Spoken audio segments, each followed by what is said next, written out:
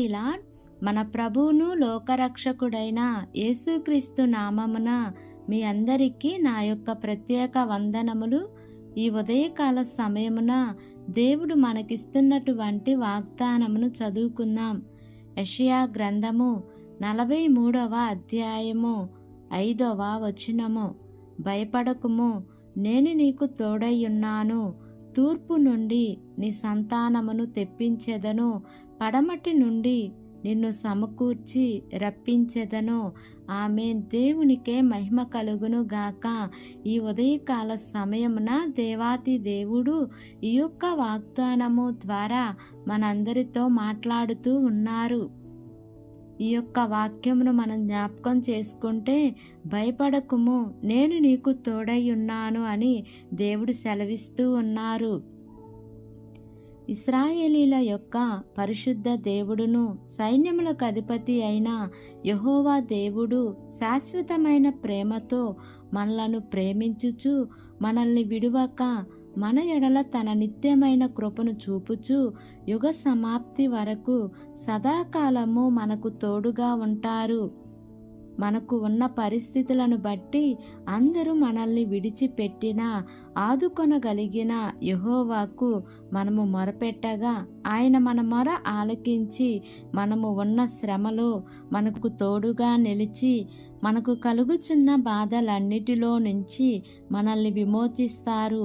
మిద్యానీయులను అమాలేకీయులు దేవుని ప్రజలైన ఇశ్రాయేలీల మీదకి దండెత్తి వచ్చినప్పుడు వారిని చూసి గిద్యోను కలవరపడతాడు.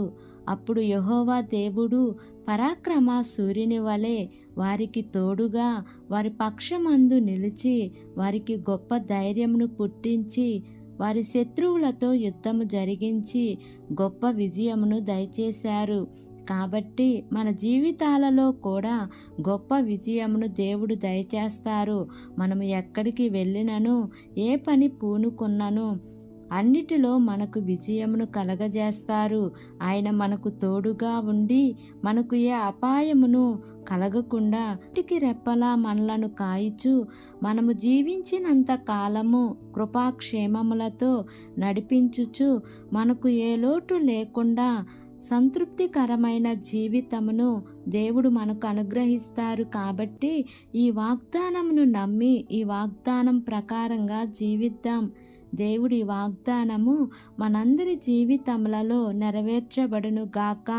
ఆమేన్. ప్రార్థన చేసుకుందాం. ప్రేమ కలిగిన యేసయ్య, కృప కలిగిన దేవా, నీకు వందనాలు తండ్రి. నీకు స్తోత్రములు ప్రభువా.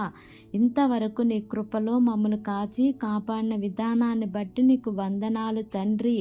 ఈ ఉదయకాల సమయంలో మీరు మాకు ఇచ్చినటువంటి ఇట్టి వాగ్దానాన్ని బట్టి నీకు వందనాలయ్యా. భయపడకుము, నేను నీకు తోడై ఉన్నాను అనే వాగ్దానము ద్వారా మాతో మాట్లాడుతూ వచ్చినందుకు వందనాలు ప్రభువా. మమ్మల్ని బలపరిచినందుకు, ధైర్యపరిచినందుకు నీకు కోట్ల స్తోత్రములు ప్రభువా. ఎంతమంది బిడ్డలు ఈ వాక్యమును విని ప్రార్థనలో ఏకీభవిస్తున్నారో తండ్రి, ప్రతి కుటుంబాన్ని జ్ఞాపకం చేసుకోండి అయ్యా. వారికి ఉన్న భయములన్నిటిలో నుంచి విడుదల దయచేయమని మిమ్మల్ని వేడుకుంటున్నాను ప్రభువా. అయ్యా, వారి యొక్క కుటుంబాలలో శాంతి, సమాధానము, నెమ్మదిని మీరు నింపమని మిమ్మల్ని వేడుకుంటున్నాను ప్రభువా. మా దేశమును, దేశ ప్రజలను, దేశమును పరిపాలిస్తున్న ప్రతి అధికారుల కుటుంబాలను మీరు జ్ఞాపకం చేసుకోండి అయ్యా. వారికి మంచి ఆరోగ్యమును దయచేయండి అయ్యా. వారు ఏ పని చేసినను వారి యొక్క పనులన్నిటిలో మీ యొక్క సఫలతను మీరు వారికి అనుగ్రహించండి ప్రభువా. నూతనంగా ప్రారంభిస్తున్న ప్రతి కార్యక్రమంలో యేసయ్యా మీరు ముందుండి నడిపించమని వేడుకుంటున్నాను ప్రభువా.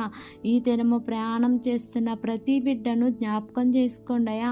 వారి ప్రయాణాల్లో క్షేమాన్ని ఇవ్వండి తండ్రి. మార్గమధ్యంలో నీ దేవదూతల కాపుదల నీ ప్రియబిడ్డలకు తోడుగా ఉంచి నా యొక్క ప్రార్థన ఆలకించి అంగీకరించమని నజరేయుడైన యేసు అతి పరిశుద్ధ నామమున అడిగి వేడుకొని పొంది ఉన్నాము తండ్రి. Amen, amen, amen. Praise the Lord. God bless you all.